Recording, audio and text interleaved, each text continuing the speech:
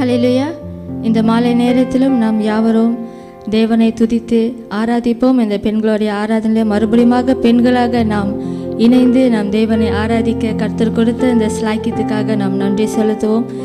So கண்டிப்பாக நீங்களும் என்னோட உற்சாகமாக தான் இருக்கிறீங்க என்று சொல்லி நான் விசுவாசிக்கிறேன். ஸோ ஒவ்வொரு வாரமும் இந்த பெண்களுடைய ஆராதனை நம்ம ஏறெடுக்கும் பொழுது ஒவ்வொரு பெண்களோட வாழ்க்கையிலும் கர்த்தர் பெரிய காரியங்களை செய்து கொண்டு வருகிறார் என்று நான் விசுவாசிக்கிறேன். ஆராதனை மூலியமாகவும் வார்த்தையின் மூலியமாகவும் ஒவ்வொரு பெண்களையும் தேவன் பலப்படுத்தி கொண்டு இருக்கிறார். ஸோ இந்த வேளையில கூட நீங்கள் உற்சாகத்தோடு என்னோடு கூட எழுந்து வண்ணமாக கரங்களை தட்டி உயிர் தெளிந்த நம் நேசு மரணத்தை ஜெயித்தெழுந்தார் என்ற பாடலை நாம் படிப்போம். ஹல்லேலூயா. நன்றி செலுத்துகிறோம் தகப்பனே, நன்றி இயேசுவே. நாங்கள் ஆராதிக்கின்றோம் ஆண்டவரே, போற்றுகின்றோம் ராஜா.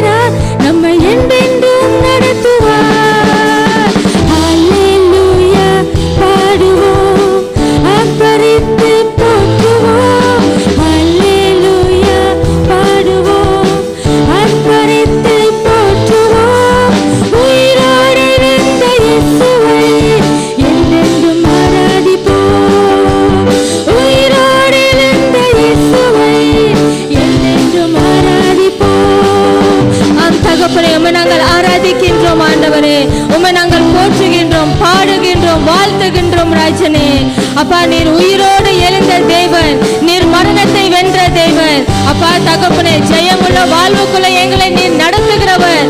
ஹல்லேலூயா தகப்பனே. உயிர் தெளிந்த நம் இயேசு மரணத்தை ஜெயித்தெழுந்தார், இன்றும் உயிரோடு இருக்கிறார், நம்மை என்றென்றும் நடத்துவார். உயிர் தெளிந்த நம் இயேசு மரணத்தை ஜெயித்தெழுந்தார், இன்றும் உயிரோடு இருக்கிறார், நம்மை என்றென்றும் நடத்துவார். ஹல்லேலூயா பாடுவோம், ஆர்ப்பரித்து போற்றுவோம். ஹல்லேலூயா பாடுவோம், ஆர்ப்பரித்து போற்றுவோம். ஹல்லேலூயா பாடுவோம், ஆர்ப்பரித்து போற்றுவோம். ஹல்லேலூயா பாடுவோம், ஆர்ப்பரித்து போற்றுவோம். உயிரோடு எழுந்த இயேசுவை என்றென்றும் ஆராதிப்போம். உயிரோடு எழுந்த இயேசுவை என்றென்றும் ஆராதிப்போம். உயிரோடு எழுந்த இயேசுவை என்றென்றும் ஆராதிப்போம். என்றென்றும் ஆராதிப்போம். என்றென்றும் ஆராதிப்போம். ஹல்லேலூயா ராஜா, உம்மை நாங்கள் ஆராதிக்கின்றோம் தகப்பனே, உம்மை நாங்கள் உயர்த்துகின்றோம் கர்த்தாவே. சதா காலங்களுக்கு உம்மை நாங்கள் ஆராதிக்கின்றோம் ஆண்டவரே. உயிரோடு எழுந்த இயேசுவை உம்மை ஆராதிக்கின்றோம். பலத்த நாமமுள்ள தேவனே உம்மை ஆராதிக்கின்றோம். இதுவரையிலும் எங்களை நடத்தின எபினேசரை உம்மை ஆராதிக்கின்றோம். அப்பா தகப்பனே, எங்கள் கூடவே இருந்து பலப்படுத்துகிறவரை உம்மை ஆராதிக்கின்றோம். நன்றி செலுத்துகின்றோம் ராஜா. நன்றி நன்றி நன்றி ஆண்டவரே. இதாப்பா சுவாமி, எங்கள் மத்தியில வாசம் செய்கிற உன்னதமான தேவனே உம்மை நாங்கள் உயர்த்துகின்றோம் ராஜா. உன் நாமத்தை மகிமைப்படுத்துகின்றோம் தகப்பனே. இதப்பா தகப்பனே சுவாமி, நாங்கள் தொழுது கொள்கிறோம் ஆண்டவரே. பரிசுத்த அலங்காரத்துடனே ஆண்டவரே உன் நாமத்தையே நாங்கள் தொழுது கொள்கிறோம் சுவாமி. இந்த வேளையில தேவ பிரசனம் உங்க சமூகத்திலே, தேவ பிரசனம் உங்கள் வீட்டிலே, தேவ பிரசனம் உங்கள் நடுவிலே வாஞ்சிப்போமா. கர்த்தருடைய பிரசனத்துக்காய் வாஞ்சித்து அந்த பிரசனத்துக்குள்ளே நம்ம மூழ்கி போகும் பொழுது நம்மளை நிரப்ப அவர் வல்லவராய் இருக்கிறார்.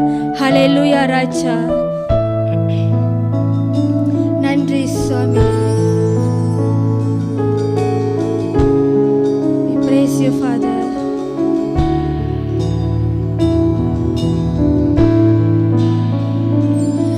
இதோ மனிதர்கள் மத்தியில் வாசம் செய்பவரே, எங்கள் நடுவிலே வசித்திட விரும்பிடும் தெய்வமே. இதோ மனிதர்கள் மத்தியில் வாசம் செய்பவரே, எங்கள் நடுவிலே வசித்திட விரும்பிடும் தெய்வமே. உமக்கு சிங்காசனம் அமைத்திட உம்மை துதிக்கிறோம் இயேசுவே. பரிசுத்த அலங்காரத்துடனே உம்மை தொழுகிறோம் இயேசுவே. உமக்கு சிங்காசனம் அமைத்திட உம்மை துதிக்கிறோம் இயேசுவே. பரிசுத்த அலங்காரத்துடனே உம்மை தொழுகிறோம் இயேசுவே. எங்கள் மத்தியில் உலாவிடும் எங்களோடென்று வாசம் செய்யும். எங்கள் மத்தியில் உலாவிடும் எங்களோடென்று வாசம் செய்யும். எங்கள் மத்தியில் உலாவிடும் எங்களோடென்று வாசம் செய்யும். எங்கள் குடும்பத்தில் உலாவிடும் எங்களோடென்று வாசம் செய்யும். எங்களோடென்று வாசம் செய்யும். ஹல்லேலூயா. ஆவியானவரே, ஆவியானவரே,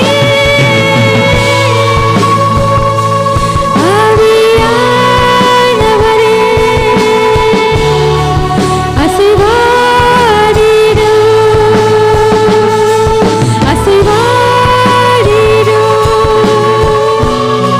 Oribala shakalarianda rababa, ribilika namana shalabaria kalababa, rikala rabaniando robona shalabariande ribilika namama, rikabala shakalarianda. ஹல்லேலூயா, ஹல்லேலூயா.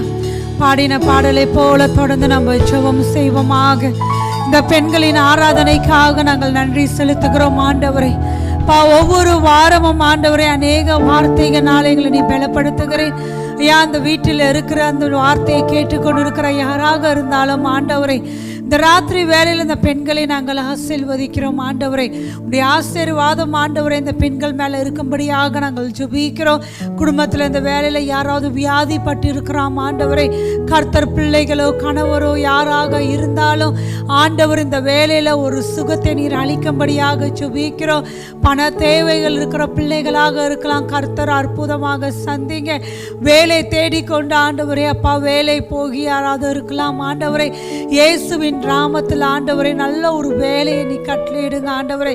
வியாபாரங்கள் செய்கிற பெண்களை நீங்கள் செழிக்க வைங்க. தேவனுக்குள்ள அனுதினம் நாங்கள் வளர எங்களுக்கு கிருபை செய்யுங்க.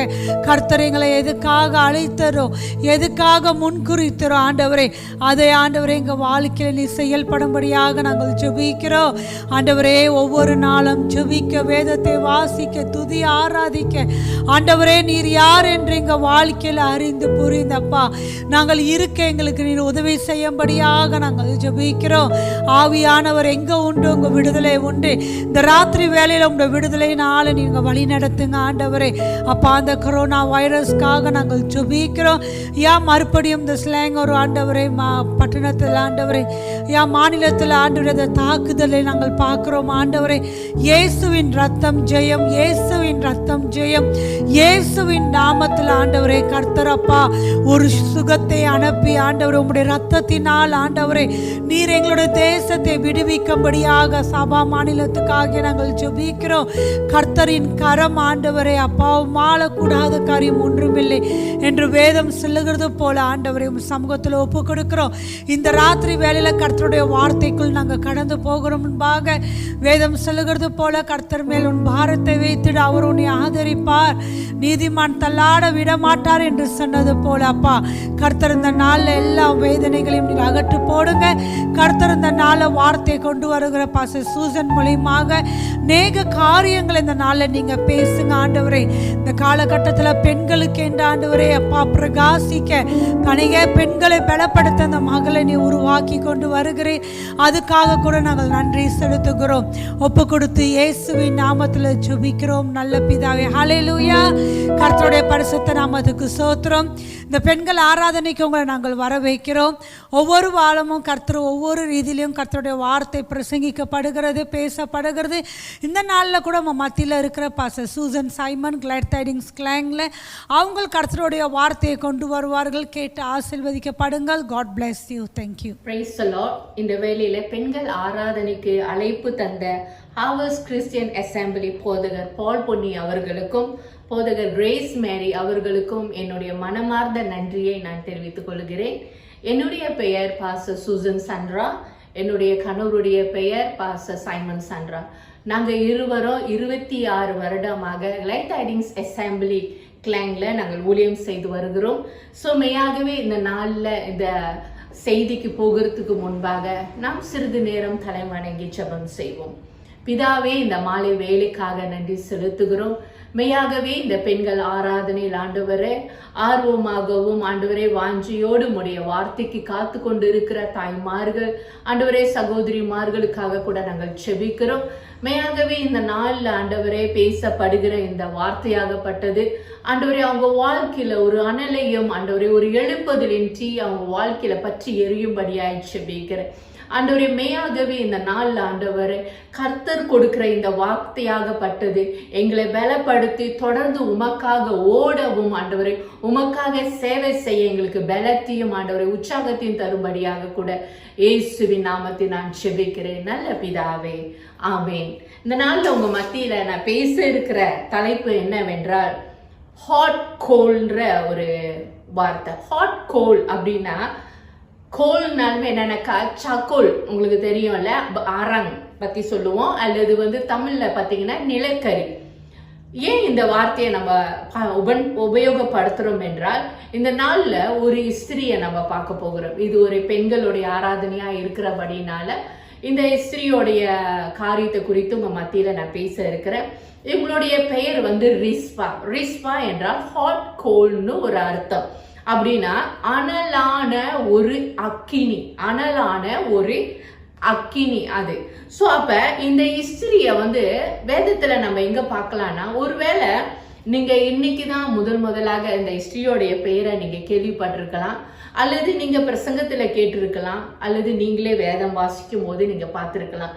ஆனா இன்னைக்கு இந்த நாள்ல கூட இந்த ஹிஸ்டரியோட வாழ்க்கையில என்ன சிறப்பான காரியம், என்ன ஒரு மேன்மையான காரியத்தை இன்னைக்கு நம்ம வேதத்துல எழுதப்பட்டிருக்கிற காரியத்தை நம்ம பார்ப்போம். 2 சாமுவேல் 3வது அதிகாரம் வசனம் 3ல நம்ம இவங்களுடைய காரியத்தை குறித்து பார்க்கிறோம். இவங்களுடைய பெயர் எங்க எழுதப்பட்டிருக்குன்னு 3வது அதிகாரத்துல வசனம் 7ல நம்ம பார்க்கும் பொழுது சவுலுக்கு ஆயாவின் குமாரத்தியாகிய ரிஸ்பால் என்னும் பேருள்ள ஒரு மறுமனையாட்டி இருந்தார். இது சவுலுடைய மறுமனையாட்டி என்றால் அவங்க ஒரு ஒபிஷியலான ஒரு சட்டபூர்வமான ஒரு மனைவி அல்ல. அந்த நாட்கள் சவுல் ராஜாவா இருந்த வேலையில கூட அவங்க என்னன்னாக்கா அநேக மனைவிமார்களை அவங்க வைத்துக் கொள்வார்கள் மறுமனையாட்டியார்களாக. அதே போலதான் ரிஸ்பால் என்ற இந்த ஸ்திரீ சவுலுடைய மறுமனையாட்டி. அப்ப இன்னைக்கு அவங்களுக்கு குறித்து தான் நம்ம பார்க்க போறோம். இவங்க ஒரு விசேஷமான ஒரு ஸ்திரீன்னு நம்ம சொல்ல முடியாது, அல்லது ஒரு ரொம்ப மிக அழகானவங்க அதனாலதான் வேதத்துல எழுதப்பட்டிருக்கு அப்படின்னும் நம்ம பார்க்க முடியாது. ஒரு சிறப்பானவங்களா அப்படின்னு பார்த்தாலும் அவங்களை குறித்து வேற எந்த இடத்துலயும் எழுதப்படல. இந்த புத்தகத்துலதான் நம்ம பார்க்கிறோம். சோ இப்ப இதே வேளையில நம்ம 2 சாமுவேல் 21வது அதிகாரத்துல வசனம் 1-3 நம்ம பார்க்கலாம். இது இன்னைக்கு பாத்தீங்கன்னா ஒரு சில அநேக வசனங்கள் இருக்கு. நான் எல்லா வசனத்தையும் இன்னைக்கு நம்ம வாசிக்க போறதில்லை. அங்க நடந்த சம்பவங்களை உங்களுக்கு நான் விளக்கி சொல்லிடுறேன். ஆனா முக்கியமான வசனங்களை மாத்திரம் நான் வாசிக்கிறேன். 21வது அதிகாரத்துல வசனம் 1-3. தாவீதின் நாட்களில் 3 வருஷம் ஓயாத பஞ்சம் உண்டாயிருந்தது. அப்பொழுது தாவீது கர்த்தருடைய சமூகத்தில் விசாரித்தான். கர்த்தர் கிபியோனியரை கொன்று போட்ட சவுலுக்காகவும் இரத்த பிரியரான அவருடைய வீட்டாருக்காகவும் இது உண்டாயிற்று என்றார். அப்பொழுது ராஜா கிபியோனரை அழைத்தான். கிபியோனரே, இஸ்ரவேல் புத்திரராயிராமல் எமோரியரில் மீதியாய் இருந்தவர்கள். அவர்களுக்கு இஸ்ரவேல் புத்திரர் ஆணையிட்டு இருந்தபடியும் சவுல் இஸ்ரவேல் புத்திரருக்காகவும் யூதாவின் காண்பித்த வைராக்கியத்தினாலும் அவர்களை வெட்ட வகை தேடினான். இந்த இடத்துல நீங்க பார்க்கும் பொழுது இஸ்ரவேல் தேசத்துல இந்த நாளில தாவீது ராஜா அரசாட்சியில இருந்தாரு. இது தாவீதோடைய அரசாங்க காரியம். அப்ப இந்த காலகட்டத்துல திடீர்னு இஸ்ரவேல் தேசத்துல 3 வருஷம் ஒரு பஞ்சம் உண்டாயிற்று, ஒரு வறட்சி உண்டாயிற்று. அந்த இடத்துல விளைச்சல்கள் இல்லாம போனது. அப்ப ஜனங்கள் எல்லாமே ஒரு கஷ்டத்துக்குள்ளாகவும் ஒரு நெருக்கடிக்குள்ளாகவும் கடந்து போனாங்க. அப்ப அந்த நாட்கள்ல நீங்க பாத்தீங்கன்னா தேசத்துல பஞ்சம் வருகிறதோ, தேசத்துல இப்படிப்பட்ட காரியங்கள் வறட்சி வரும் பொழுது அங்கு தேசத்துல ஏதாவது ஒரு தேவனுக்கு பிரியம் இல்லாத காரியங்கள் நடந்திருந்தா கர்த்தர் அப்படிப்பட்ட வறட்சியை தேசத்துல அனுமதிப்பாரு. அப்ப இப்படிப்பட்ட ஒரு வறட்சி வந்த நேரத்துல இது ஒரு ராஜாவுடைய முழு பொறுப்பு. தேசத்துல ராஜாவுக்கு எல்லா தேவையும் இருக்கும், அதனால நமக்கு எல்லாமே இருக்கு அப்படின்னு அவரு சுயமாக ஒரு சுய இதுல இல்லாம தன் ஜனம் கஷ்டப்படுது, இஸ்ரவேல் தேசம் கஷ்டப்படுது, இது தொடர்ந்துகிட்டே போனா தேசம் முழுமையா அழிந்து போகிறதுக்கு ஒரு சூழ்நிலைமை வந்துருமேன்னு சொல்லிதான் தாவீது என்ன பண்ணாருனாக்கா அவரு கர்த்தரிடத்துல போய் முறையிட்டார். தேவனிடத்துல கேட்டாரு போய், ஆண்டவரே, என்ன ஒரு சூழ்நிலைமையினால இந்த தேசத்துல இந்த வறட்சி வந்திருக்கு, எதனால இந்த பஞ்சம் வந்தது அப்படின்னு கேட்கும் போது அடுத்த வாரதான் அந்த வசனத்துல ஆண்டவர் சொல்றாரு, கிபியோனர்களின் நிமித்தம் நான் இந்த காரியத்தை தேசத்துக்கு நான் அனுமதித்தேன் என்று. அப்ப யார் இந்த கிபியோனர்கள்? நம்ம எப்போதும் நினைப்போம் கர்த்தர் இஸ்ரவேல் ஜனங்களுக்காக வழக்காடுகிறவரா இருக்கிறார், அவர் யுத்தம் பண்ணுகிறவரா இருக்கிறார். காரணம் இஸ்ரவேல் ஜனங்கள் தேவனுடைய புத்திரரா இருக்கிறார்கள் என்று. ஆனா இந்த கிபியோனர்கள் சொல்லப்படும் போது அவர்கள் தேவனுடைய பிள்ளைகளும் இல்லை, இவர்கள் புறஜாதிகளா இருந்தாங்க. இன்னும் அநேக கிபியோனர்கள், எமோனியர்கள், இப்படி பல ஜாதிகள் இருந்தவர்கள் தான் இவர்கள். அப்ப இந்த இடத்துல ஏன் ஆண்டவர் இந்த கிபியோனர்களுக்கு இவ்வளவு முக்கியத்துவம் கொடுத்தாரு? என்ன காரணம்? சவுல் இவங்களுடைய கோத்திரத்தையும் இவங்களோட ஜனத்தையும் அவரு வெட்டி போட்டாருன்னு சொல்லப்பட்டிருக்கு. அப்ப என்னன்னா, அப்ப கிபியோனர்களோடு கூட இந்த இஸ்ரவேலர் ஒரு உடன்படிக்கை பண்ணி இருந்திருக்காங்க, ஒரு உடன்படிக்கை. அப்ப அந்த உடன்படிக்கைய ஒரு தேசத்துல ஒரு உடன்படிக்கை பண்ணப்படும் போது அது எல்லாத்துக்கும் புரியும், எல்லாத்துக்கும் தெரியும். அப்ப சவுல் ராஜாவா இருந்த காலகட்டத்தில் அவருக்கும் தெரியும் இது உடன்படிக்கை பண்ணப்பட்ட ஒரு காரியம் என்று. ஆனாலும் கூட சவுல் இவர்களை வெட்டி போட்டார். இது தேவனுடைய பார்வைக்கு இது பிரியமாவும் இல்லை. இது கிபியோனர்களுக்கும் இது அவங்க செய்த உடன்படிக்கைய இஸ்ரவேலர் மீறினதுனால அவர்களுக்கும் இது ஒரு கஷ்டமான ஒரு சூழ்நிலைமையா இருந்தது. இன்னைக்கு நம்ம இந்த இடத்துல பார்ப்போம், ஏன் இந்த கிபியோனர்களுக்கு என்ன உடன்படிக்கை பண்ணியிருப்பாங்க. இஸ்ரவேலர் ஆண்டவர் சொல்றாரு, இஸ்ரவேலர் தேவனுடைய பிள்ளைகள் தேவனோடு கூட தான் உடன்படிக்கை பண்ணியிருக்கணுமே தவிர அந்நியர்களோடும் கிபியோனர்களோடு கூட ஏன் உடன்படிக்கை பண்ணாங்க, எப்படி இந்த உடன்படிக்கை வந்தது என்று ஜோஷுவா புத்தகத்துல நம்ம பார்ப்போம். நம்ம இந்த வசனங்களை கொஞ்சம் வாசித்தாதான் இது எப்படி நடந்திருக்கும்னு நம்மளுக்கு கொஞ்சம் புரியும். ஆனா நான் முழுமையாக வாசிக்க போறது இல்லை. நீங்க பாத்தீங்கன்னா ஜோஷுவா 9வது அதிகாரத்துல வசனம் 3-16 வரைக்கும் நம்ம இந்த சம்பவத்தை நம்ம பார்க்கலாம். இன்னைக்கு நம்ம ஃபுல்லா அந்த வசனத்தை நான் வாசிக்க போறது இல்லை, முக்கியமான வசனத்தை மாத்திரம் நான் வாசிக்கிறேன். 13வது வசனத்தை நான் வாசிக்கிறேன். நாங்கள் இந்த திராட்சை துருத்திகளை நிரப்புகையில் புதிதாய் இருந்தது, ஆனாலும் இதோ கிழிந்து போயிற்று. எங்கள் வஸ்திரங்களும் பாதரட்சைகளும் நெடுந்தூரமான பிரயாணத்தினாலே பாழாய் போயிற்று என்றார்கள். அப்பொழுது இஸ்ரவேலர் கர்த்தருடைய வாக்கை கேளாமல் அவர்களுடைய போஜன பதார்த்தத்தில் சிறிது வாங்கி கொண்டார்கள். ஜோஷுவா அவர்களோட சமாதானம் பண்ணி அவர்களை உயிரோடே காப்பாற்றும் உடன்படிக்கையை அவர்களோட பண்ணினார். அதற்காக சபையின் பிரபுக்கள் அவர்களுக்கு ஆணையிட்டு கொடுத்தார்கள். இங்கதான் அந்த அவங்களுடைய உடன்படிக்கை இந்த கிபியோனர்களோடு கூட. ஆண்டவர் இந்த கிபியோனர்களை அழித்து போடணும்னு சொல்லி இருந்தாரு. நீங்க தேசம் இஸ்ரேல் இந்த காலகட்டத்துல ஜோஷுவா தான் இந்த இஸ்ரேல் ஜனங்களை நடத்தி கொண்டு இருந்தார். அப்ப இவங்க ஒவ்வொரு தேசங்களையும் கடந்து வரும் பொழுது இந்த ஜனங்களோடு கூட யுத்தம் பண்ணி ஜெயம் கொண்டு அவர்களுக்கு ஆண்டவர் சொன்னார், இவர்களெல்லாம் நீங்க அழித்து போடுங்கள் என்று, கிபியோனர்கள் எல்லாம். அப்ப இப்படியாக ஜோஷுவா ஒவ்வொரு தேசத்தையும் கைப்பற்றி கொண்டு இருக்கிற வேலையில தான் இந்த கிபியோனர்கள் என்ன பண்ணாங்கன்னா, கண்டிப்பா இந்த இஸ்ரவேலர்கள் நம்மளுடைய தேசத்தை இன்னும் ஒரு 2 அல்லது 3 நாள்ல கடந்து வந்துடுவாங்க. இவங்க கடந்து வரும் பொழுது கண்டிப்பா நம்ம தேசத்தை, நம்மளுடைய நாட்டை, நம்மளுடைய ஊரை அவங்க கைப்பற்றுவாங்க. கண்டிப்பா நம்மள எல்லாத்தையுமே அழித்து போட்டுருவாங்கன்ற அந்த பயம் அவங்களுக்குள்ளாக வந்தது நிமித்தம் இவங்கெல்லாம் என்ன பண்ணாங்கன்னா ஒரு ஆலோசனை பண்ணி இவங்க கிட்ட எப்படியாவது போய் ஒரு சமாதான உடன்படிக்கை பண்ணிக்கொள்வோம் அப்படின்னு சொல்லி நயவஞ்சகமா ஜோஷுவா கிட்ட வந்தாங்க. இந்த சம்பவத்தை நீங்க வாசிச்சிருந்தீங்கன்னா உங்களுக்கு இந்த காரியம் புரியும். நான் அதிகமா இங்க போகாம அங்க நடந்ததை மாத்திரம் தான் நான் இப்ப சொல்றேன்.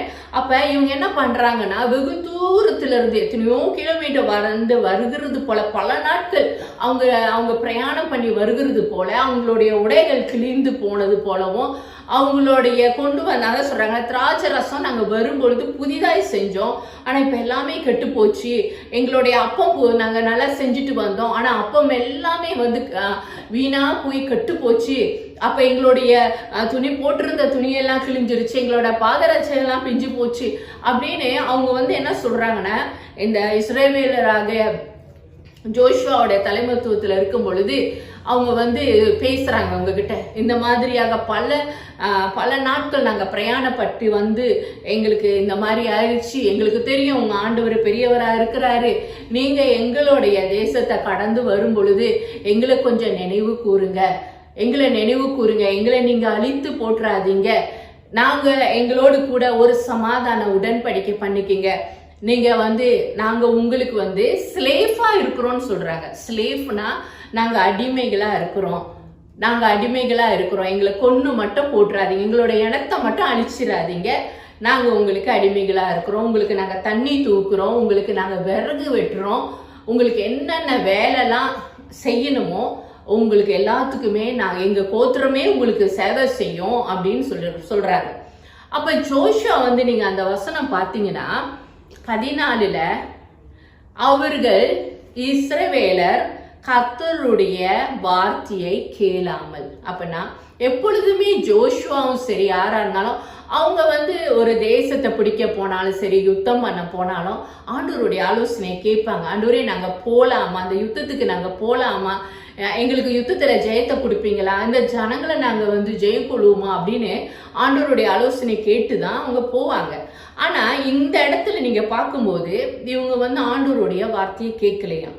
ஏன் கேட்கலன்னா, இந்த வந்தவர்கள் எப்படி வந்தாங்கன்னா ரொம்ப பரிதாபமாகவும் இவங்களுடைய மனதுக்கு அப்படியே அவங்கள அப்படியே நெகிழ வைக்கிறது போலவும் அவங்களுடைய பரிதாபத்தை பெற்றுக்கொள்ளுகிறதுக்காகவும் ரொம்ப கஷ்டப்பட்டு வருகிறது போல அந்த அவங்களுடைய உணர்ச்சியை அப்படியே தூண்டுகிறவர்களாக வந்தாங்க. அப்போ இவங்களை பார்க்கும்போது ரொம்ப மனதுக்கு அவங்க ஃபிளாஷ்ல அவங்க சரீரத்துல பரிதாபத்துக்கு தான் இடம் கொடுத்தாங்க, உணர்ச்சிகளுக்கு தான் இடம் கொடுத்தாங்க. அப்ப இந்த உணர்ச்சியில எடுக்கப்பட்ட தீர்மானம் தான் இது. ஆனா உண்மையா பார்த்தா ஆண்டவரே இந்த இனத்தை கிபியோனியர்களை அழிக்க சொன்னார். ஆனா இவர்கள் கிபியோனர்கள் என்று வெளிப்படுத்தாம நாங்க ரொம்ப தூரத்துல இருந்து வருகிறோம் சொல்லி வஞ்சகமா ஒரு சமாதான உடன்படிக்கைய இவங்க ஜோஷுவாவோடு கூட இருந்த மற்ற தலைவர்களும் சேர்ந்து ஒரு ஒப்பந்தம் பண்ணிக்கிட்டாங்க. சரி, நாங்க உங்களுடைய தேசத்தை கடந்து வரும் பொழுது உங்களை நாங்க கொல்ல மாட்டோம், நாங்க உங்களோட கூட சமாதான உடன்படிக்கை பண்ணுகிறோம், உங்களுடைய ஜனம் எங்களுக்கு வேலையாட்களாக இருக்கட்டும் என்று. ஆனா அந்த அதே வசனத்துல நீங்க பாத்தீங்கன்னா 3 நாளுக்கு பிறகு அவர்களுக்கு தெரிய வந்துச்சு, இவர்கள் கிபியோனியர்கள், இவர்களை தேவன் அழிக்க சொன்னாரு, ஆனா இவர்கள் நம்மளை வஞ்சித்துட்டாங்க. ஸோ இப்போ இவங்க வஞ்சித்துட்டாங்கன்றதுனால இந்த உடன்படிக்கையை உடைக்க முடியாது. காரணம், இவங்க அந்த உடன்படிக்கையை கர்த்தருடைய நாமத்தை கொண்டுதான் அந்த உடன்படிக்கையே பண்ணியே கொடுத்துருக்குறாங்க. ஸோ அதனால ஒரு உடன்படிக்கை பண்ணினாங்கன்னா அந்த உடன்படிக்கை பண்ணப்பட்டதுதான். அதனால அவங்க போய் ஜோஷுவாவோ யுத்தம் பண்ணி எங்களை ஏமாத்திட்டீங்க அப்படின்னு சொல்ல முடியல. அந்த உடன்படிக்கை பண்ணி கொடுத்தாச்சு, அந்த கிபியோனர்களை அழிக்கல. ஒரு சில வேலையில ஆண்டவர் நம்ம வாழ்க்கையில கூட சில நபர்களை நம்ம வாழ்க்கையில இருந்து சில நம்மளுடைய நன்மைக்காக அவர் விலக்கி வச்சிருப்பாரு, இல்ல விளக்க சொல்லியிருப்பாரு. அவங்களோட கூட சில உறவுகளையோ இதெல்லாம், அதனால நம்ம ஜனங்களை வெறுக்கிறோன்னு இல்லை, பட் சில நன்மைகளுக்காக. அப்ப ஒரு சில வேலையில நம்ம என்ன பண்றோம்னா, என்ன தவறு பண்றோம்னா, ஆண்டவர் நமக்கு தெரியும் இது ஆண்டவருக்கு பிரியம் இல்லாதது, இது இந்த காரியம், இதோடு கூட நம்ம பிணைக்கப்பட்டோம்னா நம்மளுக்கு பிரச்சனை வரும். இதெல்லாம் நம்மளுக்கு சில வேலையில தெரிந்தும் கூட நம்ம என்ன பண்ணுவோம்னா, ஒரு பரிதாபத்தினாலேயோ சரி பரவாயில்ல செய்வோமே அப்படின்னு நம்ம ஆண்டவருடைய ஆலோசனை இல்லாம, ஆவியோட உணர்த்துதல் இல்லாம நம்ம மாம்சத்துல அநேக முறை தீர்மானத்தை எடுத்து நம்ம மூவ் பண்ணி போயிடலாம். ஆனா நம்ம நினைக்கலாம், ஒண்ணு நம்ம என்ன நினைக்கணும்னா, அது அந்த நாளோட முடிந்து போகிற காரியங்கள் அல்ல, அது நம்மளை பின்தொடர்கிற ஒரு காரியமா இருக்கும், அது நம்மளை பின்தொடர்ந்து வருகிற ஒரு சம்பவமா இருக்கலாம். ஸோ இது நம்ம பார்க்கும் பொழுது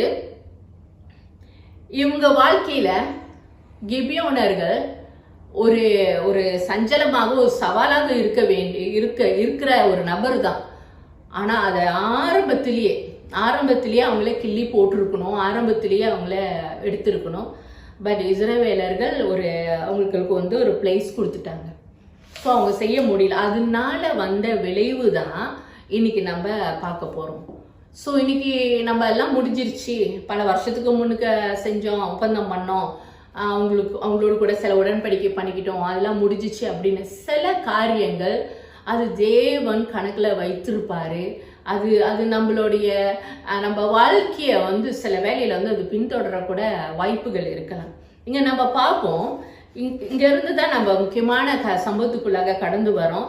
2 சாமுவேல்ல 21வது அதிகாரம் வசனம் 4லிருந்து 6 நம்ம வாசிக்கும் போது நம்ம பார்த்தோம்ல, இந்த கிபியோனர்களை தாவீது அழைக்கிறாரு.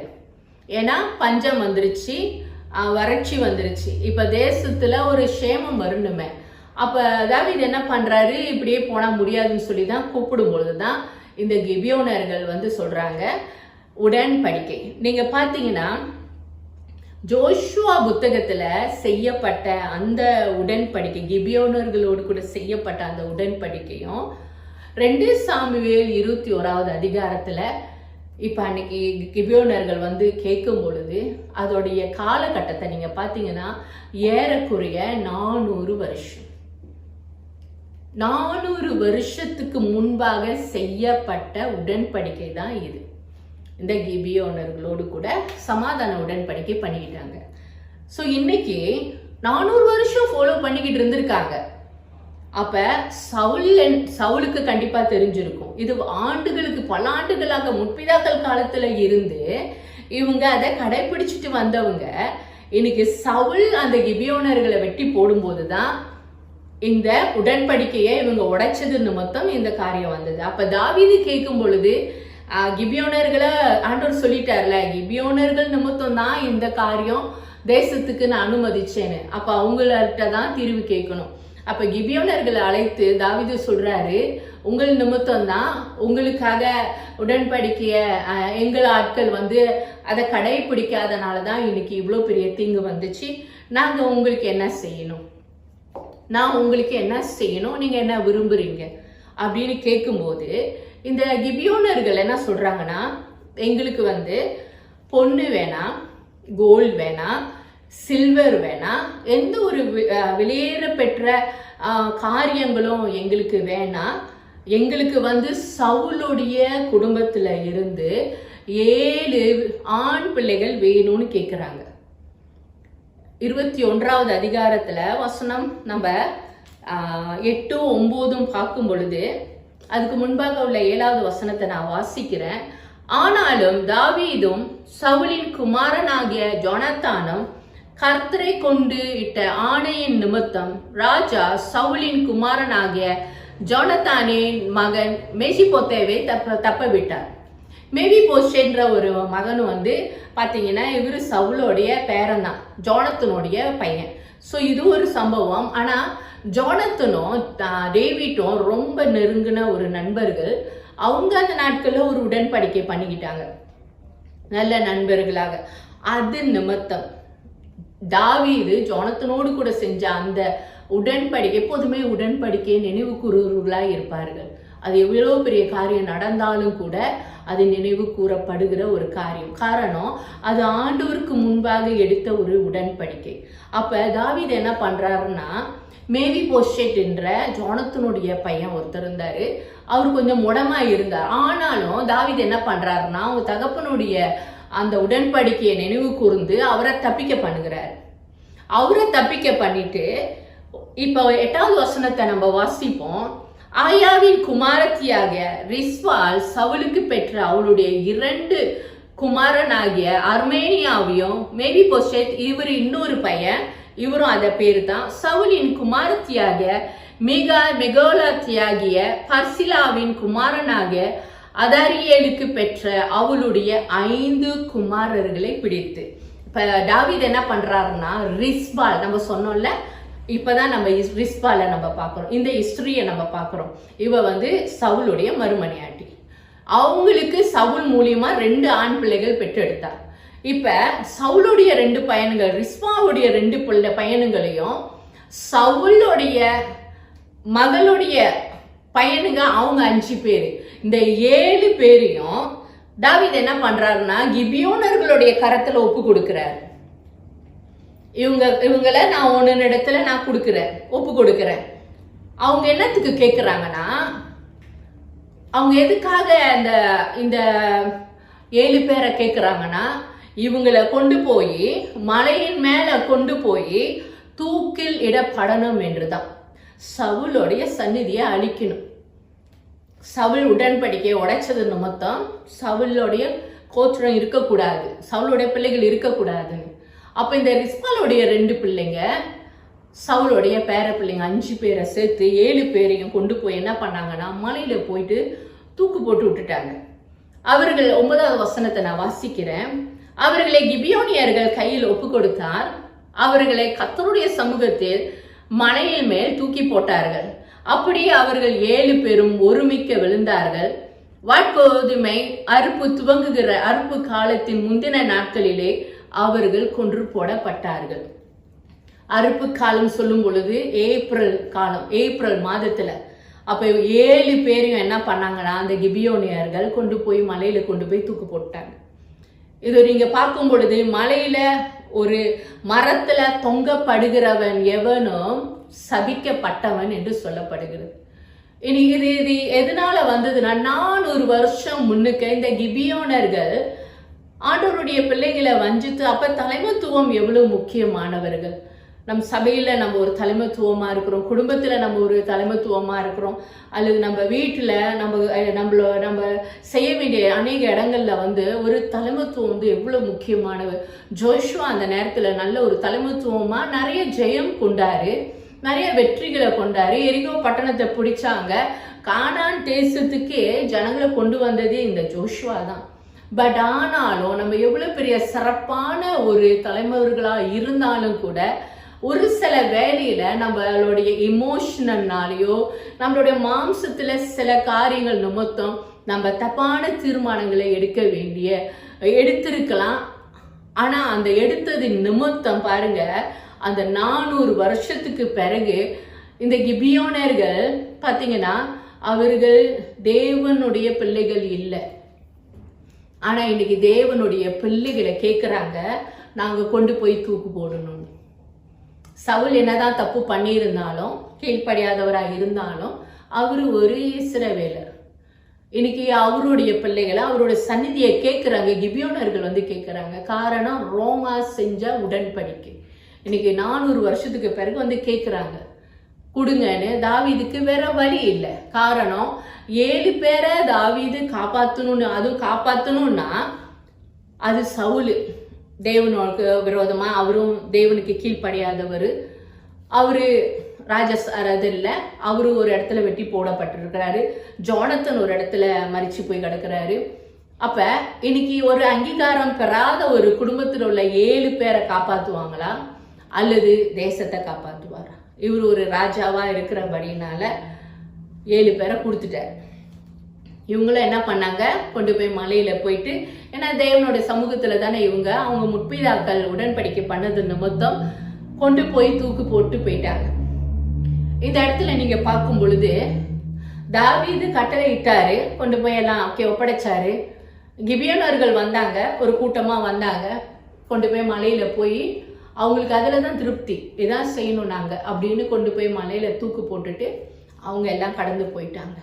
இன்னைக்கு நீங்க யோசிச்சு பாருங்க, ரிஸ்பால் என்ற இந்த ஸ்திரீ அதான் சொல்லப்பட்டிருக்கு, ஷீஸ் அ பர்னிங் கோல், ஒரு ஹாட் கோலா. இன்னைக்கு நீங்க நினைச்சு பார்க்கலாம், ஒரு அங்கீகாரம் பெறாத ஒரு ஸ்திரீ, ஒரு அங்கீகாரம் இல்லை, ஒரு முறையான திருமணம் பண்ணாதவங்க, இன்னைக்கு இவங்களுக்குன்னு யாருமே இல்லை. சவுலும் மரித்து போயிட்டாரு. அந்த குடும்பத்துல இருந்தவர்கள் அவளுக்குன்னு சொந்தம்னு சொன்ன, அவளுக்குன்னு ஒரு பாதுகாப்புன்னு சொன்ன 2 வாலிப பிள்ளைங்களையும் கொண்டு போயிட்டாங்க. அங்கிட்டு 2 5 பிள்ளைங்க, ஆம்பளை பையனுங்க பேரன்களையும் கொண்டு போயிட்டாங்க. இன்னைக்கு ஒரு தனித்து ஒரு ஆதரவு இல்லாத ஒரு ஸ்திரியாகவும், துணையே இல்லாத ஒரு ஸ்திரியாகவும், கைவிடப்பட்டவளாகவும், ஒரு எந்த ஆதரவு யாரும் அவளோடு கூட நின்று பக்கத்துல கூட நின்று அவளுடைய துக்கத்துல இணைந்து கொள்றதுக்கு கூட அங்க யாருமே இல்லை. அவங்கவுங்க வேலையை செஞ்சுட்டு அவங்கவுங்க கடமையை செஞ்சுட்டு அவங்க போயிட்டாங்க. ஆனா இந்த ஸ்திரியாகப்பட்டவ ஒரு மதம். இன்னைக்கு எத்தனையோ தாய்மார்கள் நீங்க அமர்ந்திருக்கலாம். நீங்க யோசிச்சு பாருங்க, எந்த தப்பும் பண்ணாதவங்க அவங்க அந்த பையன்களுக்கு ஏன் தான் நம்மளை கொண்டு போறாங்க, ஏன் தான் தூக்குல போடுறாங்கன்னு கூட தெரியாது.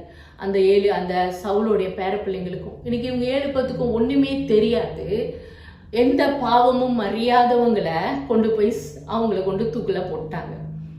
இன்னைக்கு நம்ம சொல்றோம்ல, முற்பிதாக்களுடைய சில காரியங்கள் பிள்ளைகளை பின்தொடரும் என்று. நம்மளுடைய முற்பிதாக்கள், நம்மளுடைய முன்னுக்கு உள்ளவங்க, அவங்களுடைய தவறான காரியங்கள், தவறான அவங்க வாழ்க்கையில கடந்து சென்ற சூழ்நிலைமைகள், தேவனுக்கு பிரியமில்லாத அருவருப்பான காரியத்துல ஈடுபட்ட காரியங்கள் இன்னைக்கு எத்தனையோ ஆண்டாச்சு, எத்தனையோ வருஷம் ஆச்சுன்னு நம்ம நினைக்கலாம். ஆனா இந்த இடத்துல பார்க்கும்போது 400 வருஷம் அழிக்க வேண்டியவங்க, இன்னைக்கு நம்ம சொன்னோம்ல, சில காரியத்தை தேவனுடைய ஆலோசனை கேட்டு அன்னைக்கே நீ அதை முடிச்சிருந்தீன்னா, அன்னைக்கே நீ அதுக்கு ஒரு ஃபுல் ஸ்டாப் வச்சிருந்தீன்னா, அன்னைக்கே நீ ஓகே ஆண்டவருக்கு வேலை, ஆனா அதுக்கு ஒரு துணிவு வேணும், ஆனா நீ அந்த இடத்துல நீ செஞ்சிருந்தீன்னா இன்னைக்கு இந்த சம்பவம் இந்த குடும்பத்துக்கு நடந்திருக்காது. அங்க நடந்த ஒரு தவறு, இன்னைக்கு ஜோஷுவா யாருமே இல்லை, உடன்படிக்கை பண்ணினவங்க யாருமே இல்லை. பட் த இன்னசென்ட் எந்த ஒரு பாவமும் அறியாதவங்க இன்னைக்கு அவங்களுடைய உடன்படிக்கை அவங்களா செஞ்சாங்க, அவங்களா உடைச்சிட்டாங்க. இன்னைக்கு எதுவும் அறியாதவங்க தூக்கிலிடப்பட்டிருக்கிறாங்க. வாழ வேண்டிய பிள்ளைகள், அவங்களுக்குன்னு ஆசைகள் இருந்திருக்கும், நான் இப்படி வாழணும், நான் இப்படி இருக்கணும்னு ஒரு எதிர்பார்ப்போடு கூட ஒரு கனவோடு கூட வாழ்ந்திருக்கலாம். இன்னைக்கு அநேக வாலிப பிள்ளைகளோட வாழ்க்கையை பார்க்கும்போது அநேக கனவுகள் அவங்களுக்குள்ளாக இருக்கிறது, அநேக ஆசைகள் இருக்கிறது. நான் அப்படி இருக்கணும், நான் அப்படி வாழணும், நான் படிக்கணும், நல்ல வேலைக்கு வரணும்னு. ஆனால் எதெல்லாம் செய்யணும்னு அவங்க முயற்சி செய்ய பார்ப்பாங்க. ஒரு படி ஏறினா 3 படி கீழே விழுவாங்க. அவங்களுக்கே புரியாது, ஏன் என்னத்தினால என் லைஃப்ல இந்த மாதிரி இருக்கு அப்படின்னு. ஸோ இன்னைக்கு நம்ம பார்க்கும் பொழுது சில சூழ்நிலைமையில இன்னைக்கு இந்த காரியங்களை பார்க்கும் பொழுது நம்மளுக்கு தெரியுது, இவர்கள் அநியாயமாக தொங்கப்படப்பட்டார்கள். அடுத்த வசனத்தை நம்ம வாசிக்கும் போது நீங்க பாத்தீங்கன்னா, அந்த ரிஸ்பால் என்ன பண்றாங்கன்னா, 10வது வசனம், இவங்க என்ன பண்றாங்கன்னா, அப்பொழுது ஆயாவின் குமாரத்தியாகிய ரிஸ்பால் 2 புடவையை எடுத்துக்கொண்டு போய் அந்த பாறையின் மேல் விரித்து, அறுப்பு நாளில் துவக்கம் முதற்கொண்டு வானத்திலிருந்து அவர்கள் மேல் மழை பெய்யும் மட்டும் பகலில் ஆகாயத்து பறவைகள் ஆகிலும் இரவில் காட்டு மிருகங்கள் ஆகிலும் அவர்கள் மேல் விழ வெட்டாதிருந்தார். இந்த ரிஸ்பா முடிஞ்சு, நம்ம பையனை கொண்டுட்டாங்க, எல்லாமே போச்சு, இன்னைக்கு நம்ம ஒரு ஆள் இருக்கிறோம், என்னையும் கண்டுபிடிச்சிட்டாங்கன்னா என்னையும் சாவடிச்சிருவாங்க, நானும் எங்கேயாவது ஓடி ஒளிஞ்சிடலாம் அப்படின்னு அவங்க நினைச்சிருந்தாங்கன்னா அவங்க பாட்டுக்கு எங்கேயாவது ஓடி ஒளிஞ்சிருக்கலாம்.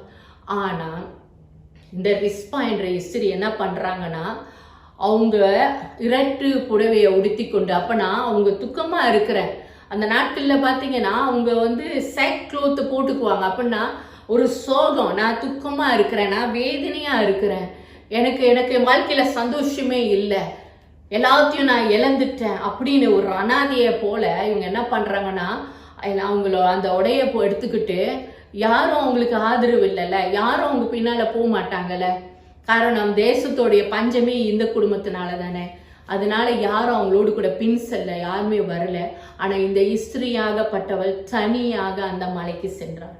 தனியாக அந்த மலைக்கு அவள் சென்று அவ என்ன பண்றான்னா, அறுப்பு காலம் தூங்கினான்னா ஏப்ரல் மாதம், அப்புறம் பூமியில மழை தூவுற வரைக்கும், அப்படின்னா அவங்க அந்த மழை அவங்களுடைய தேசத்துக்கு வருகிற வரையும் ஏறக்குறைய 6 to 7 மாதம் சொல்லப்பட்டிருக்கு. இந்த இஸ்திரி என்ன பண்றாங்க, அவங்க போய் அந்த பாறை அடியில போயிட்டு உட்காந்துக்கிட்டு இரவும் பகலும், அந்த வசனத்தை நீங்க பார்க்கலாம், இரவும் பகலும் அந்த பிணத்தை பாதுகாக்கிறாங்க. அவங்களுக்கு முறையான அடக்க ஆராதனை பண்ணல. ஏன்னா சபிக்கப்பட்டவங்கன்னா அது அப்படியே மரத்துல தான் தொங்கிக்கிட்டு இருப்பாங்க. அது வானத்துல அது பறவைகள் அது சாப்பிட்டுட்டு போகும். அடுத்தது மற்ற மிருகங்கள் அந்த மிருகங்கள்லாம் அடிச்சு அந்த பணத்தை சாப்பிட்டுட்டு போகும். இதுதான் அந்த நாட்கள்ல சபிக்கப்பட்டவங்களுடைய மரணத்துடைய அடையாளம். அப்படிப்பட்ட ஒரு அடையாளமாக தான் இந்த 7 பேரையும் தொங்க போட்டு வச்சிருந்தாங்க. இந்த இஸ்திரியாகப்பட்டவர் தன்னுடைய குடும்பம் ஒரு அவமான சின்னமாக தொங்கிக்கிட்டு இருக்கு. என்னுடைய இந்த பாவமும் அறியாத இந்த பிள்ளைகள், வாலிப பிள்ளைகள், வாழ வேண்டிய பிள்ளைகள் இன்னைக்கு தொங்கிக்கிட்டு இருக்காங்க. யூதர்களுடைய கலாச்சாரம் மாத்திரம் இல்லை, இன்னைக்கு நம்மளுடைய கலாச்சாரமும் எல்லாத்தோட கலாச்சாரமும் நம்ம பார்க்கும் பொழுது, மரணம் என்று ஒன்று வரும் பொழுது அந்த சடலத்தை யாரும் கொண்டு தூக்கி போட்டுற மாட்டாங்க. அவங்க மரிச்சுட்டாங்க, அவங்க தகப்பனா இருக்கலாம், தாயா இருக்கு, யாரா இருக்கலாம், இறந்துட்டாங்க, அவங்களுக்கு ஜீவன் இல்ல, அப்புறம் இந்த சடலத்தை வச்சு என்ன பண்றது அப்படின்னு சொல்லிட்டு அவங்க அப்படியே அனாதை பணமா அனுப்புறது இல்லை, செலவு பண்றாங்க. சைனீஸ் எல்லாம் பாத்தீங்கன்னா அவங்க ஸ்பெண்ட் பண்றாங்க.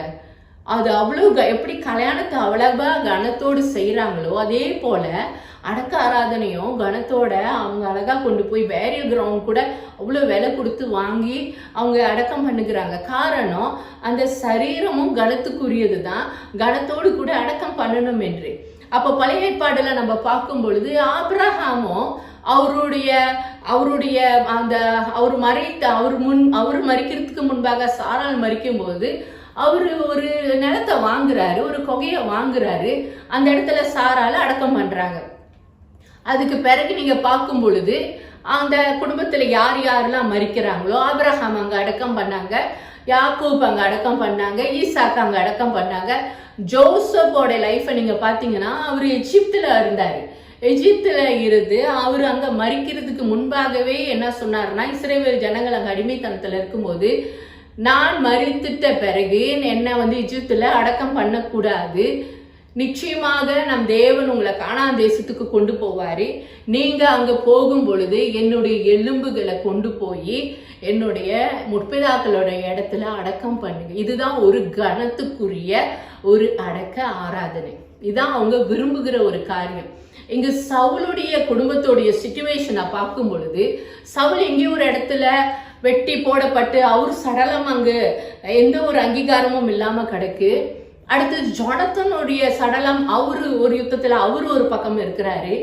இன்னைக்கு ரிஸ்பாலுடைய மகன்க, இது சவுலோடு பிறந்த பையன், பேர பிள்ளைங்க இங்க தூக்கிலிடப்பட்டிருக்காங்க. ஒரு சபிக்கப்பட்ட ஒரு குடும்பத்துடைய அடையாளத்தை சுமந்து கொண்டு இருக்கிறாங்க. ஆனா இந்த ஸ்திரீயாகப்பட்டவள் தன் குடும்பத்துடைய அவமானத்தை காக்கணும் என்றதுக்காக, என் பிள்ளைகளுடைய நீர்மானத்தை நான் காக்கணும் என்றதுக்காக அவங்க என்ன பண்றாங்கன்னா, காலையிலையும் மாலையிலையும் இரவிலும் அவங்க வீடு பக்கம் போவே இல்லை. அங்க இருந்து இப்படிப்பட்ட மிருகங்கள்ட்ட இருந்து சரீரத்தை காப்பாத்திக்கிட்டு இருக்காங்க. பறவைகளை விரட்டுறாங்க. அடுத்தது மிருகங்கள், அவங்களுக்கு தூக்கம் இல்லை, அவங்களுக்கு சாப்பிட்டாங்களா என்னன்னு அவங்களை கேட்கறதுக்கு கூட ஆள் இல்லை. அவங்க தனிச்சு அங்க அமர்ந்திருந்து அவங்களால பலன் இருக்கிற வரையிலும் அவங்க அந்த அந்த பச்சிகளை விரட்டி கொண்டு, அந்த ஓநாய்களை அடிச்சு விரட்டி கொண்டு, காட்டு மிருகங்கள் அங்க ராத்திரி வரும். நீங்க யோசிச்சு பாருங்க, பெண வாடை எடுத்துச்சுன்னா எப்படிப்பட்ட மிருகங்கள் எங்க இருந்து ஏன்னா ஒரு மலைக்கு பின்னானா அது ஒரு பெரிய காடா இருக்கும். அப்ப எல்லா மிருகங்களும் அங்க வரும். ஆனாலும் இந்த ஸ்திரீ தன்னை நினைக்காம, தன்னுடைய சுயத்தை நினைக்காம, தன்னுடைய உயிரை காப்பாத்திக்கணும்னு நினைக்காம, தன்னுடைய குடும்பத்துடைய மானத்தை நான் காப்பாற்றணும், என்னுடைய பிள்ளைகளுக்கு ஒரு நீதி வேணும், என்னுடைய குடும்பத்துக்கு ஒரு நீதி வேணும். இவங்க அபிஷியல் வைஃப் கூட இல்ல, ஒரு மறுமனையாட்டி தான். ஆனாலும் இந்த குடும்பத்தோடைய நான் சம்பந்தப்பட்டு இருக்கிறனால நான் காப்பாற்றணும்னு அவங்க எதுவுமே பேசல. இதான் ரிஸ்பாலுடைய ஒரு பியூட்டி. இன்னைக்கு நிறைய நம்ம பேசுவோம், நிறைய இடத்துல நம்மளுடைய கருத்துக்களை சொல்லுவோம், நம்மளுடைய வாக்குவாதங்கள் எடுக்கலாம், நம்மளோட குறைபாடுகளை சொல்லலாம். ஒரு சில நேரம் எதுவுமே எடுபடாது, எதுவுமே நடந்திருக்காது. ஆனா இங்க ரிஸ்பால் பார்க்கும் பொழுது அவளுக்கு எந்த ரைட்டும் இல்லை. அவ போய் தாவீதுகிட்ட போய் சொல்லியிருக்கலாம், சரி எல்லாமே செத்து போயிட்டாங்களே, நீ தான் எல்லாம் ஒப்பு கொடுத்துட்டிய, இன்னைக்கு இனிமே நான் எப்படி வாழ போறேன், எனக்கு ஏதாவது ஒரு இடத்த குடிச்ச இந்த மாதிரி கொடுத்தீங்கன்னா நான் போய் அங்கே போய் தங்கிக்கிறேன் அப்படின்னு கூட கேட்டிருக்கலாம். ஆனால் இவ யாருக்கிட்டையும் போகிறதுக்கு அவளுக்கு அந்த எந்த தகுதியுமே இல்லை. அவளுக்கு தெரியும் அவ குடும்பத்து நிமித்தம் தேசத்திலே பஞ்சம் வந்துருச்சு, கணவன் கீழ்ப்படியாத கணவன். இன்னைக்கு அநேக பெண்களுடைய வாழ்க்கையில நீங்க பார்க்கும் பொழுது இப்படிப்பட்ட ரிஸ்பால போல அநேக பெண்கள் பாதிக்கப்பட்டிருக்காங்க. காரணம் கணவன்மார்களுடைய கீழ்ப்படியாமையா இருக்கும். கணவன்மார்கள் சில வேலையில அந்த குடும்பத்துக்கு ஒரு மதிப்பும் மரியாதையும் கொண்டு வருகிறதே கணவன்மார்கள். அவங்க எப்படி அவங்க குடும்பத்தை நடத்துறாங்களோ, அவங்க மனைவியை கவனிக்கிறாங்களோ, அவங்க பிள்ளைகளை கவனிக்கிறாங்களோ, அதுதான் சுத்தி இருக்கிறவங்க அந்த குடும்பத்தை மதிப்பாங்க. இங்க பார்க்கும் பொழுது அந்த குடும்பத்துக்கு எல்லாமே இழந்துட்டாங்க. ரிஸ்பாலுக்கு அப்படி ஒண்ணுமே இல்லை. ஏன்னா சவுல் நிமித்தம் அவளுக்கு எந்த ஒரு ரெஸ்பெக்டும் இல்லை. ஸோ எந்த ஒரு அதிகாரத்தை எடுத்துக்கொண்டு அவளுக்காக அவளோட நீதிக்காக போய் தாவீதுகிட்டயோ இல்லை மற்ற யாருக்கிட்ட கேட்பா. அவளால் கேட்க முடியாத ஒரு சூழ்நிலைமையினால, அவளுக்கு வேற வழியே தெரியாதனால அவள் அங்கேயே அமர்ந்திருந்தா. காலையிலையும் மாலையிலையும் 6-7 மாதம் வரையிலும் அவள் அங்கதான் அமர்ந்திருந்தா. அவள் சாப்பிட்டாளா என்னானே தெரியல. ஆனா நீங்க 11வது வசனத்தை பார்க்கும் பொழுது, ஆயாவின் குமாரத்தியாக ரிஸ்பால் என்னும் சவுலின் மறுமனையாட்டி செய்தது தாவீதுக்கு அறிவிக்கப்பட்டது. எத்தனை மாசத்துக்கு பிறகு பார்த்தீங்கன்னா ஒரு 6-7 மாதத்துக்கு பிறகு இந்த மறுமனையாட்டியாக சவுலோட மறுமனையாட்டி இங்க அவங்க அமர்ந்திருக்கிறாங்க. பணத்தை இன்னைக்கு அவங்க எதையும் வேல்யூபிளா இருந்து காப்பாத்தல, நாரி போன. இன்னைக்கு 6-7 மாசம்னா கண்டிப்பா சதெல்லாம் போயிருக்கும், புழுகெல்லாம் வச்சு எல்லாம் கீழே கொட்டியதாக இருந்திருக்கும், எலும்புகளோடு கூட அந்த பணம் தொங்கப்பட்டிருக்கலாம். ஒரு அகோரமான ஒரு காட்சி, யாரும் விரும்பாத ஒரு காட்சி, யாரும் அந்த இடத்துல உட்கார்ந்துருக்க விரும்பவே மாட்டாங்க. ஆனால் இந்த இஸ்திரி தன் குடும்பத்துடைய நீதிக்காகவும் தன் குடும்பத்துடைய மானத்தை காப்பாற்றுக்காகவும் அவ அமர்ந்திருந்தா. ஸோ இந்த செய்தி தாவீதுக்கு போனது. சவுலின் மறுமனையாட்டியாகிய ரிஸ்பா என்ற இஸ்திரி அங்க எத்தனை மாதமா உட்கார்ந்துருக்காங்கன்னு. தாவீது இந்த வார்த்தையை கேட்கும் பொழுது நீங்க யோசிச்சு பாருங்க, தாவீதுடைய மனநிலைமை எப்படி இருந்திருக்கும். அவரு என்ன ஃபீல் பண்ணி இருந்திருப்பாரு. அவர் அதை பத்தி யோசிக்காம இருந்திருக்கலாம், சரி தூக்கு போடுங்கன்னு சொல்லிட்டு அவர் அமர்ந்திருக்கலாம். ஆனா இந்த இஸ்திரியோடைய செயல், பேச்சு கூட இல்லை. ரிஸ்பால் வாய் திறந்து பேசுனாங்கன்னு எங்கேயுமே பார்க்கல, இந்த இடத்துல நானும் பார்க்கல. அமர்ந்திருந்து அவங்க காரியத்தை மாத்திரம் செஞ்சாங்க. இந்த வார்த்தை தாவீதுக்கு போனது. இந்த வார்த்தையை கேட்டோன்னே தாவீது என்ன பண்றாருன்னா, தாவீது போய் பெலிஸ்தர் கில்போவாயிலே சவுலை வெட்டின போது பெட்சாவின் வீதியிலே தூக்கு போடப்பட்டதும் கிலெயாத்தில் உள்ள யாபேஸ் பட்டணத்தார் அங்கே போய் திருட்டலா வாய் கொண்டு வந்ததுமான சவுலின் எலும்புகளையும் அவன் குமாரனாகிய ஜோனத்தானின் எலும்புகளையும் அவர்களிடத்தில் எடுத்து அங்கே இருந்து அவர்களை கொண்டு வந்து தூக்கு போடப்பட்டவர்களின் எலும்புகளையும் கொண்டு வந்து சேர்த்தாங்க. ரிஸ்பாவுடைய அமைதலான அவளுடைய செயல் ஒரு ராஜாவுடைய இருதயத்தை அசைத்தது. அமைதியாக இருந்தது.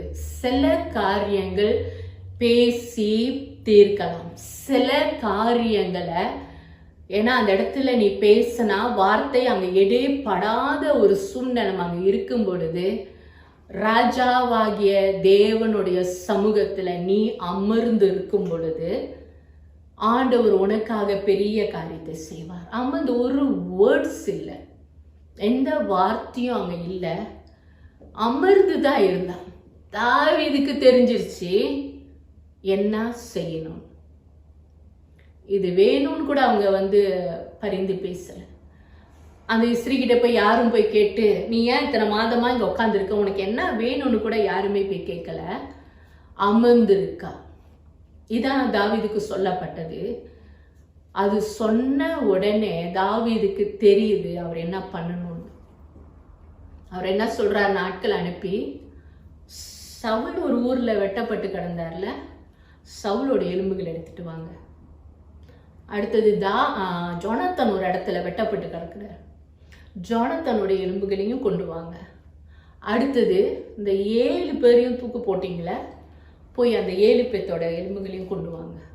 இப்போ என்ன பண்ணுறாங்கன்னா, சவுலுடைய எலும்பு, ஜோனத்தானுடைய எலும்பு, சவுலுடைய குமாரனாகிய ரிஸ்பால் மூலிமா பெற்றெடுக்கப்பட்ட அந்த 2 வாலிப பையன்களுடைய எலும்பு, சவுலுடைய பேர பிள்ளைங்க, இவங்க எல்லாத்தையும் ஒன்று இணைத்து தாவீது என்ன பண்றார், சவுலின் எலும்புகளையும் அவன் குமாரனாகிய ஜோனத்தானின் எலும்புகளையும் பெஞ்சமின் தேசத்து சேலா ஊரில் இருக்கிற அவன் தகப்பனாகிய கீசின் கல்லறையில் அடக்கம் பண்ணிவிட்டான்.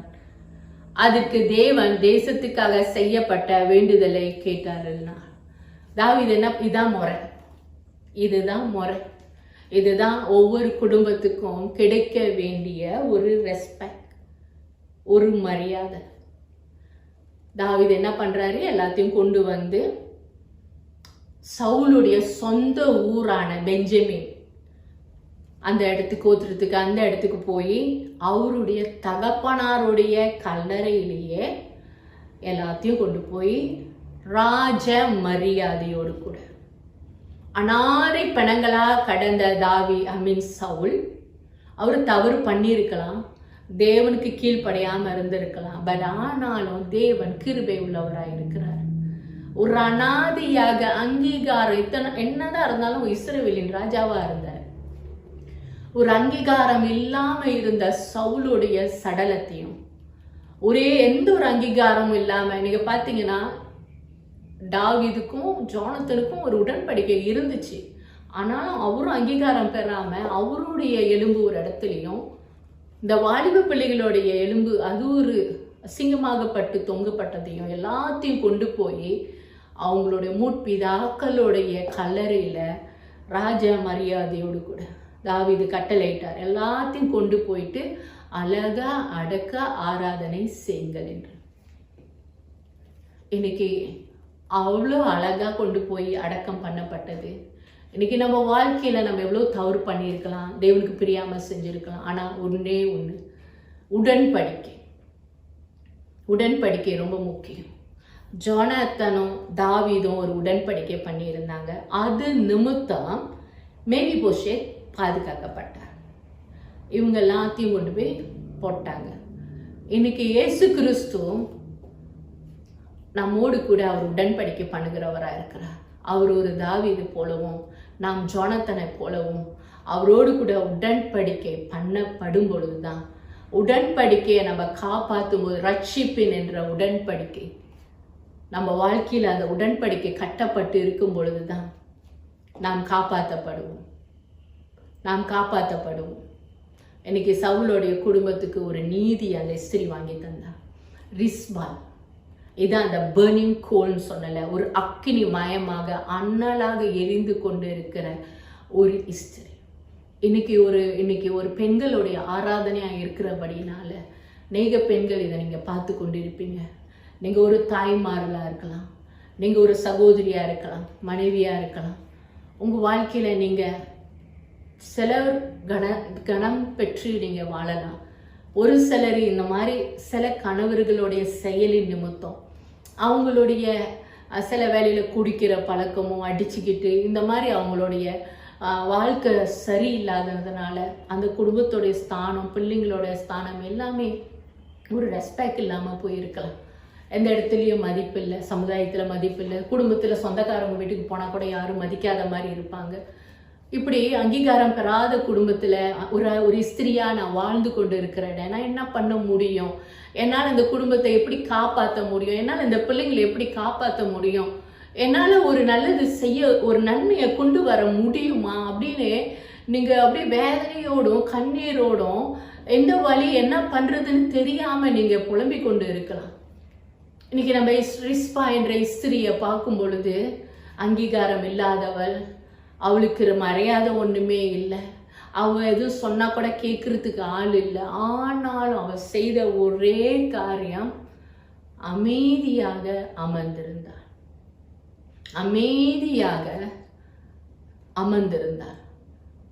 சொல்லக்கூட இல்லை, ரிக்வெஸ்ட் கூட இல்லை. அமர்ந்திருக்கும் பொழுது ராஜாவாகிய தாவீதுக்கு தெரியுது அவர் என்ன செய்யணும். இன்னைக்கு நம்ம பேசுனா அங்க ஒன்றும் நீதி கிடைக்காது நீங்க நினைக்கிறீங்களா? நான் போய் பேசுனா அங்க எதுவுமே நடக்காது நீங்க நினைக்கிறீங்களா? நான் பேசினாலும் யாரும் காது கொடுத்து கேட்க மாட்டாங்க நீங்க நினைக்கிறீங்களா? நான் போய் என்னோட கருத்தை சொன்னாலும் யாரும் அங்க நின்று அந்த கருத்துக்கு மரியாதை கொடுக்க மாட்டாங்க அப்படின்னு நீங்க நினைக்கிறவர்களா இருந்தீங்கன்னா, இன்னைக்கு நீங்க எப்பேற்பட்ட சூழ்நிலைமையா இருந்தாலும் சரி, உங்க கருத்துக்களையும் உங்களுடைய மனதில் இருக்கிற பாரங்களையும் உங்களுடைய விருப்பங்களையும், ரிஸ்பா தன் விருப்பத்தை யார்கிட்டையுமே சொல்லல, ஆனா அவ உட்கார்ந்திருந்தா. அந்த மனதின் விருப்பங்களையும் ராஜாவாகிய இயேசு கிறிஸ்து அறிந்தவராயிருக்கிறார். இவங்க 7 பேருக்காக தான் அவ காத்திருந்தா. 7 பேர் இந்த சரீரத்தை கொடுங்க, நான் முறையா அடக்கம் பண்ணணும், இவங்க இப்படி தொங்க வேண்டிய ஆளே இல்லைன்னு. ஆனா தாவீது புரிந்து கொண்டு சவுல், ஜோனத்தன் இந்த 7 பேரையும் கொண்டு போய் ரெஸ்பெக்டா அடக்கம் பண்ணாங்க. இன்னைக்கு நீங்க கேட்கறதுக்கும் நீங்க வேண்டுகிறதுக்கும் மேலான காரியத்தை ஆண்டவர் உங்களுக்கு செய்ய வல்லவராய் இருக்கிறார். இன்னைக்கு நம்மளுக்கு பேசுற பலன் இல்லாட்டினா அவரிடத்துல அமர்ந்திருக்கிற பலத்தை நாம் பெற்றுக்கொள்வோமாக. அமர்ந்திருப்போம். அமைதியா நீங்க தேவ சமூகத்துல அமர்ந்துருங்க. உங்க மனதுல இருக்கிற சிச்சுவேஷன், அண்ணாள் தேவ ஆலயத்துல எதுவுமே அவன் முணுமுணுத்தா, அவனாலும் முணுமுணுத்தா, டிஸ்பாட் அமைதியா அவங்க பாதுகாத்து கொண்டு இருந்தாங்க. அவ்வளவுதான் செயல். ஆனா ஆண்டவர் அற்புதமான காரியத்தை செய்தார். இன்னைக்கு எஸ்ரியாக நீங்க, இது ஒரு சத்தியம். பல பல பெண்களை வேதத்துல பார்த்துருக்கலாம். ரூத் பார்த்துருக்கலாம், டெபரா பார்த்துருக்கலாம், அண்ணால பார்த்துருக்கலாம், சாரால பார்த்துருக்கலாம். இன்னைக்கு அவங்களுக்குன்னு ஒரு ஒரு குணாதிசயங்களை தேவன் கொடுத்துருக்கிறார். ஆனா ரிஸ்பா என்ற எஸ்திரிக்கு நல்ல ஒரு குணாதிசயம். அந்த குடும்பத்துக்கு வேண்டிய ரெஸ்பெக்டையும் கனத்தையும் மரியாதையும் அந்த தேசத்துக்கும் ஒரு சேமத்தையும் கொண்டு வருகிற அளவுக்கு இவ செஞ்சா அமைதியாக. இன்னைக்கு நம்ம ஒரு சத்தியத்தை புரிந்து கொள்வோம். பேசினாதான் தீர்வு வரும் இல்லை. பேசாமலே தேவ சமூகத்தில் அமர்ந்திருக்கும் போது நீ நினைத்து பார்க்க முடியாத அளவுக்கு ஆண்டவர் பெரிய காரியத்தை நீனே ஆச்சரியப்படுகிற அளவுக்கு கர்த்தர் செய்வார். அவர் செய்ய போகிறார். இந்த வேலையில கூட தலை வணங்கி நாம் ஜெபம் செய்வோம். சிறிது நேரம் இந்த வார்த்தைகளை நம்ம கொஞ்சம் தியானம் பண்ணி நம்ம வாழ்க்கையில தேவன் நமக்கு என்ன வேணும், எந்த ஒரு சூழ்நிலைமையில நான் இன்னைக்கு அவமானப்பட்டு இருக்கிறேன், எந்த ஒரு சூழ்நிலைமையில எனக்குள்ளால ஒரு வருத்தம், எனக்குள்ளால ஒரு வேதனை, நான் எங்கேயும் பேச முடியல, நான் யாருக்கிட்டையும் போய் சொல்ல முடியல, சொன்னா எனக்கு தான் அவமானம், பேச்சு சபையில சொன்னா எனக்கு அவமானம், என்ன எப்படி பார்ப்பாங்க அப்படின்னு நம்ம நினைக்கலாம். குடும்பத்துக்கு தெரிஞ்ச அவமானம், குடும்பத்தில் உள்ளவங்கலாம் நம்மளை எப்படி பார்ப்பாங்கன்னு. இப்படி வாலிப பிள்ளைகள், நீங்க பெண்களா இருக்கலாம், நீங்க அமர்ந்திருக்கலாம், நான் எங்கேயுமே சொல்ல முடியலையே என் பிரச்சனையை, சூழ்நிலைமை, நான் யாருக்கிட்டையுமே சொல்ல முடியலையே, எனக்கு கஷ்டமா இருக்கு, எனக்குன்னு ரெஸ்பெக்டே இல்லை, எனக்கே மரியாதையே இல்லைன்னு நீ வருத்தத்தோடு வேதனையோடு கூட கண்ணீரோடு கூட நீ அமர்ந்திருந்தாலும், உலகத்துல உள்ளவங்க நம்மளை புறக்கணித்தாலும், உலகத்துல உள்ளவங்களை உனக்கு செவி கொடுக்கலனாலும், உலகத்துல உள்ளவங்க உன்னுடைய கருத்துக்களை ஏற்றுக்கொள்ளாவிட்டாலும் கூட நம்மை படைத்த தேவன் ஒருத்தர் இருக்கிறாரு. அவர் ராஜாதி ராஜன், அவர் சர்வ வல்லமை உள்ள தேவன். அவர் உன்னுடைய இருதயத்துல இருக்கிற ஏக்கங்களையும் உன்னுடைய இருதயத்துல இருக்கிற வேண்டுதலையும் அவர் அறிந்திருக்கிறபடினால அவர் உனக்காக யாவையும் செய்து முடிக்க அவர் காத்து கொண்டு இருக்கிறார். பிதாவே, இந்த நாள்ல கூட ஆண்டவரே, இந்த செய்தியை கேட்டுக்கொண்டு இருக்கிற உங்களுடைய பிள்ளைகளுக்காக நான் ஜெபிக்கிறேன்.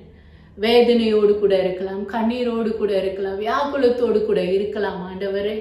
ஆனாலும் ரிஸ்பா என்ற எஸ்திரி அவ் வாழ்க்கையில செய்த அந்த செயல் ஒரு பெரிய எழுப்புதலை, இஸ்ரவேல் தேசத்துக்கு ஒரு பெரிய எழுப்புதலை கொண்டு வந்தது. தாவீதுக்கு ஆண்டவரை ஒரு சத்தியத்தை கற்றுக் கொடுக்கிற அளவுக்கு ஆண்டவரை அந்த ரிஸ்பாலுடைய செயல் இருந்தது. அவளுடைய குடும்பத்துடைய அவமானத்தை எல்லாத்தையும் ஆண்டவரை அவர் கனத்துக்குள்ளாக கொண்டு வந்தார். அப்படியாக ஆண்டவரை கனவீனப்பட்டு இருக்கிறோமே என்று எந்த ஸ்திரீ ஆனாலும் எந்த சகோதரி ஆனாலும் ஆண்டவரை இன்னைக்கு வருத்தத்தோடு வேதனையோடு இருந்தாலும் கூட கர்த்தாவே இவங்களோட வாழ்க்கையில ஒரு நன்மையை செய்யும்படியாய் ஜெபிக்கிறேன். இவங்களுடைய குடும்பங்களை கர்த்தர் தலை நிமிர பண்ணும்படியாய் ஜெபிக்கிறேன். ஆண்டவர் எந்த இடத்துல இவர்கள் வெட்கப்பட்டார்களோ, எந்த இடத்துல தலை குனிந்து நின்றார்களோ ஆண்டவர், இவர்கள் அன்னைக்கு எல்லாமே பார்த்து இது ஒரு சபிக்கப்பட்ட குடும்பம் என்று சொல்லிட்டு இஸ்ரவேலர்கள் போயிருக்கலாம், கிபியோனர்கள் போயிருக்கலாம்.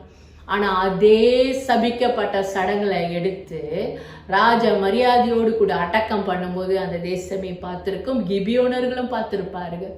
இன்னைக்கு அதுதான் தேவன் உன்னுடைய வாழ்க்கையில செய்ய போகிறார்.